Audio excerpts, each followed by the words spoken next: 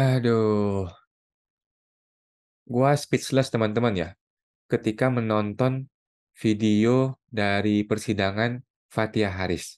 Oke, buat lo yang nggak tahu, Fathia Harris adalah orang yang merasa sedang dikriminalisasi oleh oknum penguasa.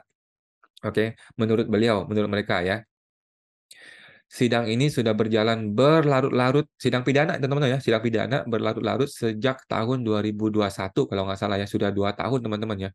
Sudah 2 tahun sidang ini berjalan dan mereka sudah terdakwa dan mereka kemarin sudah dituntut ya, sudah dituntut oleh jaksa 4 tahun dan 3 tahun penjara kalau nggak salah ya. Nah, kemarin tanggal 27 November mereka sidang pledoi. Nah, apa itu pledoi? Pledoi itu adalah di mana si terdakwa itu memberikan sanggahan atau memberikan pembelaan kepada gugatan. Pas gue nonton menarik juga nih ya, menariknya. Kenapa gue tertarik teman-teman? Kenapa gue tertarik dengan kasusnya Fathia Harris ini? Karena gue sedang ditarget juga ya. Gue sedang ditarget ya oleh para oknum-oknum itu ya.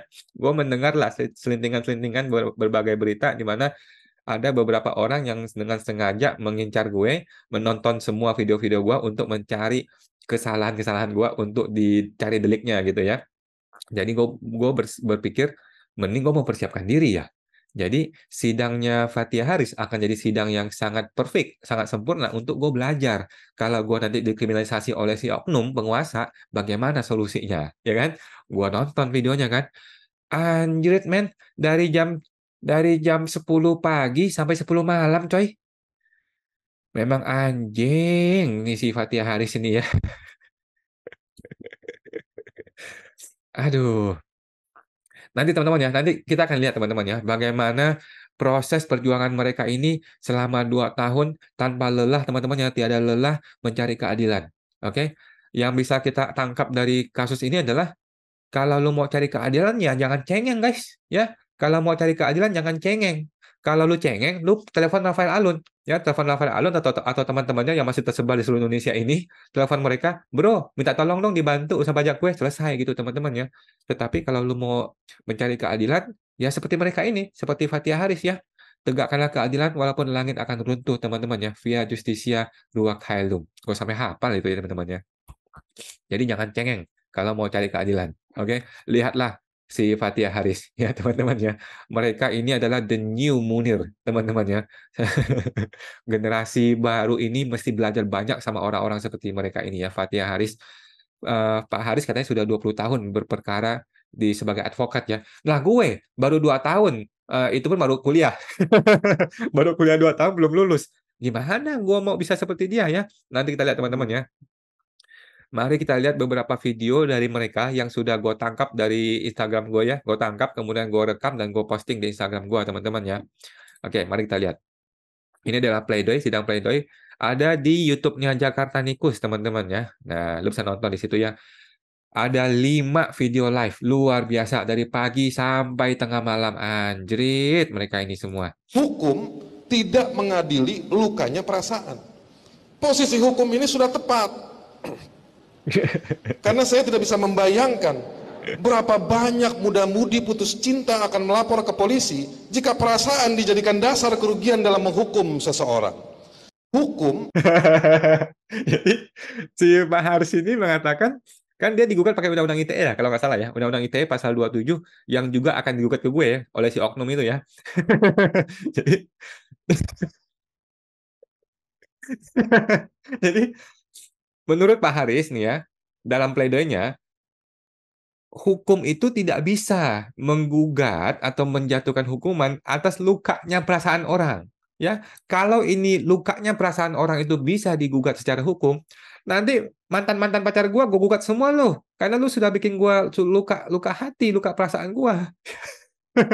Jadi siap-siap para mantan-mantan gue di luar sana yang sudah membuat gue luka perasaannya, gue gugat Anda ya nanti ya suatu hari ya, sesuai dengan pasal 27-nya Undang-Undang ITE ini.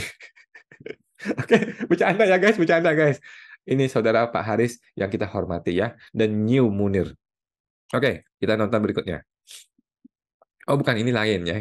Luhut adalah representasi politik, praktek politik yang selama ini dijalankan oleh rejim Jokowi. Kami melihat bahwa pihak penguasa tidak mengedepankan cara dialog yang terbuka dan demokratis, tetapi lebih banyak menggunakan jalur kriminalisasi. Ini loh para penguasa ya, dimanapun Anda berada,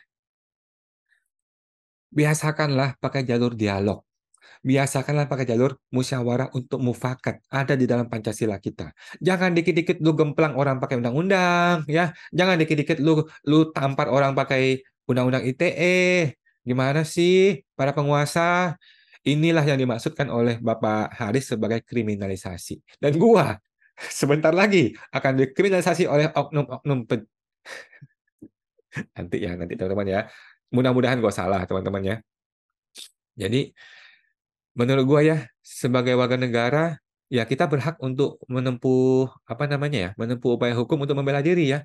Dan sebagai penguasa, menurut gua sangat-sangat jelek, sangat-sangat buruk kalau dia menggunakan instrumen hukum untuk menghantam warga negara sendiri, gitu ya. Menurut gua sangat-sangat salah. Itu namanya kriminalisasi. Kalau lu merasa gua salah, kami para konten kreator, kalau lu merasa kita salah, ya lu silakan bikin debat terbuka, kita datang. Ya, debat terbuka kalau gua salah, lu bisa bisa bantah gua dan kami minta maaf kalau kita salah.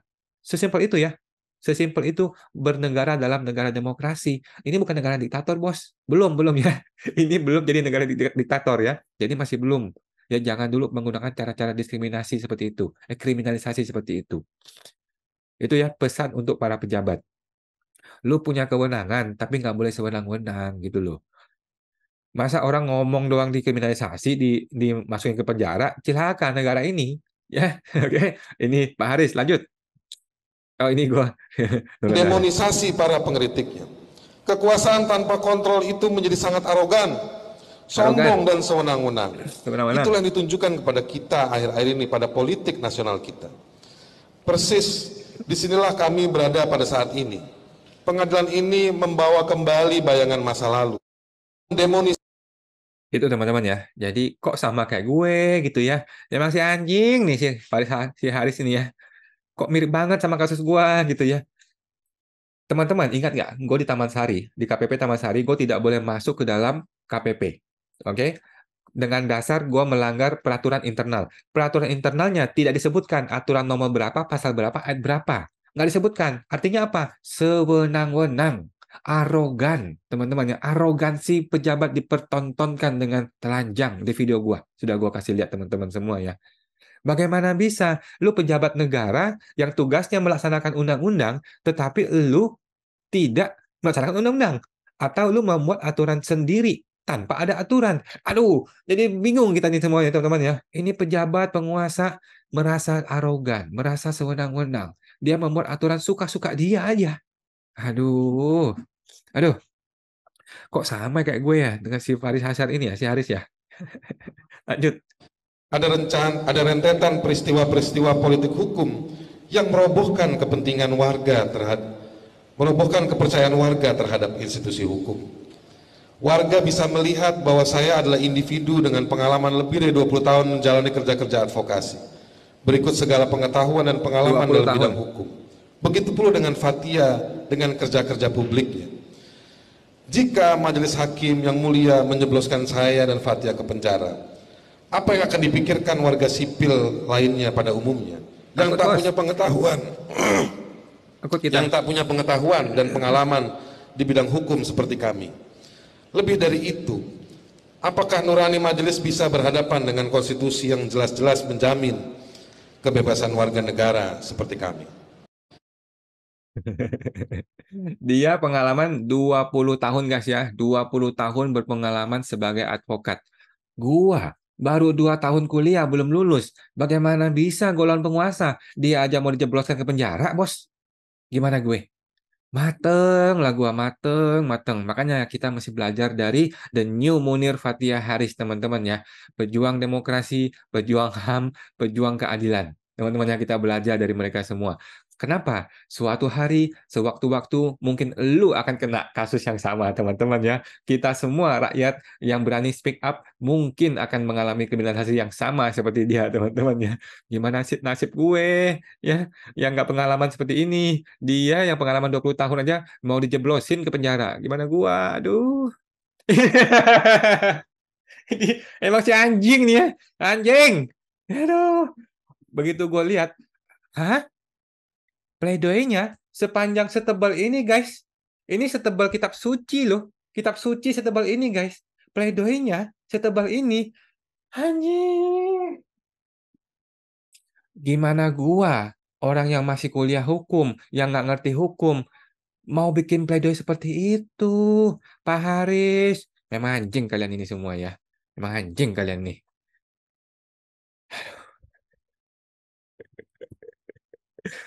Gua melongo loh ketika ngelihat pledoinya setebal itu. Gimana? Gimana kok bisa bikin pledoi setebal itu, guys? Kalau nggak salah dia pernah bilang ya, 1.700 halaman. Setebal kitab suci, guys. 1.700 halaman. Eh, Jadi awalnya tuh gue berpikir, gue bisa dong seperti Pak Haris. Kalau dia makan nasi, gue makan nasi juga dong. Gue pengen dong seperti dia. Gue pengen dong membuat sebuah pledoi, sebuah pembelaan. Kalau nih nanti gue di kriminalisasi ya. Kalau gue disidangin atau mau dijeblosin ke penjara sama oknum gitu ya. Gue pengen belajar dari dia gitu kan. Mengetik, bikin skripsi, scripting gitu ya, bikin pledoi, bikin pembelaan. Pledoi dia setebal itu. Gimana bikinnya 1.700 halaman, anjing? Aduh. Tetapi guys, kita belajar ya. Kita belajar dari saudara Haris dan Fatia ini. Kalau lu mau cari keadilan, jangan cengeng. Ya, jangan cengeng. Kalau lu mau tegakkan keadilan, tegakkanlah keadilan. Kalau perlu 1.000 halaman, 1.000 halaman lu bikin. Ya, nggak usah cengeng. Apakah dia menangis? Enggak, guys. Enggak ya. Dia berdiri dengan tegak, duduk lah ya. Dia berduduk dengan tegak, dengan teguh pendirian. Kalau dia nggak salah, dia bilang nggak salah. Nggak perlu minta maaf kalau nggak salah. Betul ya, teman-teman ya. Ngapain dia minta maaf kalau dia merasa tidak bersalah? Gitu ya. Aduh, luar biasa. Gua speechless sih sama sama Hatia Haris. Mereka ini akan menjadi seperti yang mereka bilang ya, mereka ini akan menjadi cerminan, akan menjadi sebuah fakta baru, akan menjadi sebuah jurisprudensi, akan menjadi sebuah kejadian baru yang menjadi dasar, menjadi hukum baru, menjadi sebuah inspirasi baru. Terus terang gue terinspirasi ya teman-teman ya, gue terinspirasi banget sama The New Munir ini, Fathia dan Haris ini, bagaimana mereka memperjuangkan keadilan, teman-teman ya. Mereka tahu ya, di dalam hati mereka mungkin mereka tahu, gua mah pasti celaka lah ya. Mungkin ya, mudah-mudahan gua salah ya. Tetapi kita sudah lihat ya di negara-negara lain di mana demokrasinya setengah-setengahan begini, eh, mungkin di kepala mereka udah tahu, celaka, ini nggak selamat nih, ini nggak selamat nih. Mungkin mereka udah tahu begitu ya. Tetapi walaupun mereka sudah tahu bahwa mereka bakal cilaka, mereka tetap membuat pledoi sesuai hukum yang berlaku, guys. Inilah yang namanya pejuang demokrasi. Jangan cuma marah-marah doang, jangan cuma memviral-viralin doang, tetapi lo harus menempuh upaya hukum sesuai hukum yang berlaku. Ketika saatnya bikin pledoi, bikinlah pledoi. Dan pledoinya memang anjing kalian semua ini ya, si Fathia Haris ya, membuat pledoi 1.700 halaman. Aduh, gimana caranya gue bikin pledoi nanti di sidang gue? Aduh. Tapi nggak apa-apa ya, teman-teman. Kita respect sama Fathia Haris. The new Munir. Inspiratif. Inspirasi bagi generasi muda. Bagi kita semua generasi muda yang Gen Z, Gen X, Gen apalah inilah. Kita berterima kasih sama mereka ya. Walaupun kita nggak tahu bagaimana sidangnya ini berakhir ya. Apakah mereka akan jatuh atau enggak, kita nggak tahu. Tetapi respect gue setinggi-tingginya untuk Fathia Haris. Luar biasa. Mereka akan menjadi contoh bagi semua rakyat Indonesia yang mau memperjuangkan keadilan. Beginilah cara kita memperjuangkan keadilan, guys. Ya, inilah cara yang tepat. Terlepas dari nanti dinyatakan salah atau tidak salah, terlepas dari bagaimana keputusan hakimnya ya, tetapi mereka melaksanakan hukum dengan benar, teman-teman ya. Benar. Pledoi dibuat ketika memang saatnya dibuat dan dibuat dengan benar. 1.700 halaman. Anjrit. Oke, lanjut. Sebentar ya. Sebelum dimulai, kami kan sudah melihat ketebalannya ini ya. Kami tidak mengurangi apa ya Ada. isinya ini dia. Itulah maksudnya. Jadi tidak akan mengurangi isinya. Kalau ini mungkin dibaca keseluruhannya mungkin tidak, waktunya sudah cukup. Ya. Ngakak Ya. gua semua. Kalau boleh yang pokok-pokok saja, ya. Ya, percayalah Yang Mulia, Begitu ya. kami Kalau ini sudah Aduh, gua nggak. Ini gue lagi donor darah, guys. Gue lagi donor darah. Tangan gue nih sampai sekarang masih ada ini ya. Ini donor darah nih ya. Gue lagi donor darah. Terus gue nontonin dia. Gue ngakak.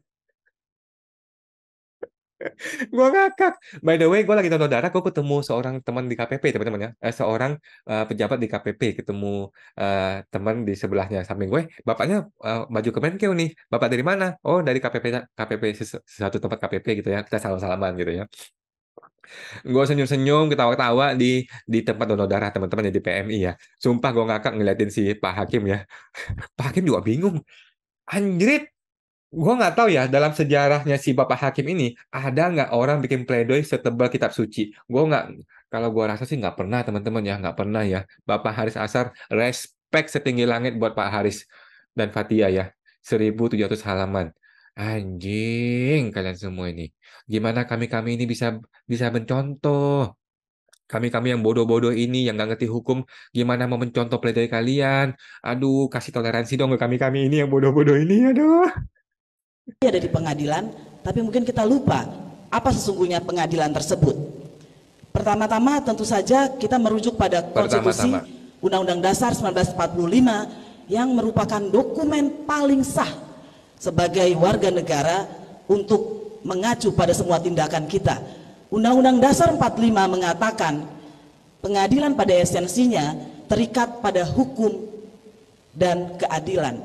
Menarik sekali bagaimana konstitusi kita tidak saja mengatakan hukum titik atau keadilan titik, dengan mengasumsikan keadilan ada di dalam hukum, hukum ada di dalam keadilan, tapi mengatakannya menjadi dua hal yang terpisah, yaitu hukum dan keadilan. Ada di pengadilan. Gitu teman-teman ya. Undang-Undang Dasar 1945 adalah dasar dari segala dasar hukum di Indonesia ini. Oke. Jadi gunakanlah Undang-Undang Dasar sebagai pedoman bagi kita semua, teman-teman ya. Semua dimulai dari Undang-Undang Dasar. Semua pejabat negara, apalagi pejabat negara ya, harus mengikuti Undang-Undang Dasar. Saya akan bacakan untuk mengingatkan kita semua Undang-Undang 881 atau Hukum Acara Pidana yang mengatakan Undang-Undang Dasar 45 menjelaskan dengan tegas bahwa negara Indonesia berdasarkan atas hukum atau Rechtsstaat, tidak berdasar atas kekuasaan belaka atau Makstat. Betul. Hal itu berarti bahwa Republik Indonesia adalah negara hukum yang demokratis berdasarkan Pancasila dan Undang-Undang Dasar 45 menjunjung tinggi hak asasi manusia dan menjamin segala warga negara bersamaan kedudukannya di dalam hukum dan pemerintahan, serta wajib menjunjung tinggi hukum dan pemerintahan itu dengan tidak ada kecualinya. Betul teman-teman ya. Jadi Undang-Undang Dasar pasal 1 ayat 3 kalau nggak salah ya. Bahwa negara Indonesia adalah negara hukum, bukan negara kekuasaan ya, bukan negara suka-suka bapak lu, bukan negara paman lu ya. Negara Indonesia adalah negara hukum. Artinya apa? Hukum harus dijunjung tinggi di atas segala-galanya, teman-teman ya. Oke, ini menurutnya si Bapak Fathia Haris, tetapi kan itu kata undang-undang ya. Jadi bukan menurut dia ya, itu adalah katanya undang-undang. Jadi semuanya adalah menurut hukum. Tidak boleh suka-suka hati lu mau bikin sesuatu, nggak bisa ya. Tugas utama seorang jaksa tidak diperkenankan untuk melakukan penuntutan dengan niat yang jahat, atau kita menyebutnya sebagai malicious prosecution, dan berkolaborasi dengan pelaku kejahatan untuk melakukan pembungkaman melalui mekanisme hukum atau strategic litigation against public participation. Bahwa JPU dalam melakukan tugasnya melakukan penuntutan tidak boleh didorong oleh motivasi untuk asal menghukum seseorang, atau untuk tujuannya tersebut JPU melakukan rekayasa kasus, melakukan kriminalisasi untuk demi asal menghukum seseorang. JPU tidak boleh menjadi alat kekuasaan, menghamba pada kekuasaan, apalagi menjadi bagian dari suatu kejahatan. Tugas utama. Nah, jadi di sini dia menyerang si JPU ya, Jaksa Penuntut Umum. Dia mengatakan bahwa jaksa itu seolah-olah malah ngikutin maunya si penggugat gitu ya. bukannya ngikutin hukum, bukannya ngikutin keadilan, tapi malah ngikutin maunya penggugat. Itu seolah-olah jaksa itu bekerja keras untuk mencari kesalahannya kita, bukannya cari keadilan. Nah, itu yang sedang gue alami juga, teman-teman ya. Makanya kita belajar ya, kita belajar guys. Oke. Bukan ketidakmampuan jaksa membuktikan kesalahan dari terdakwa. Padahal jelas bahwa pasal 66 KUHP tersangka atau terdakwa tidak dibebani kewajiban pembuktian.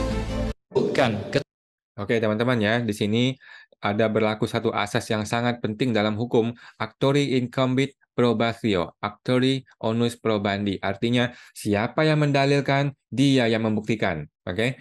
Hal ini berlaku hal yang sama dalam perpajakan. Oke, dalam hukum pajak, siapa yang mendalilkan, dia membuktikan. Kita wajib pajak tidak punya beban untuk membuktikan. Teman-teman mesti paham itu teman-teman ya. Dalam hukum pajak juga berlaku hal yang sama. Kita wajib pajak tidak punya beban untuk membuktikan ketika kita didalilkan salah oleh si AR, terutama dalam kasusnya orang pribadi, teman-teman ya.